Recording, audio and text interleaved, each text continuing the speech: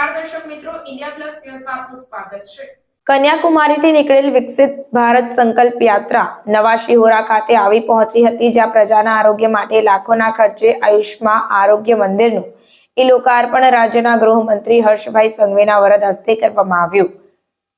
ગૃહમંત્રીએ પ્રધાનમંત્રી મોદી દ્વારા કરાયેલા દેશના વિકાસ કાર્યોની માહિતી આપી તેમજ વિવિધ લાભાર્થીઓને ચેક વિતરણ કર્યા હતા।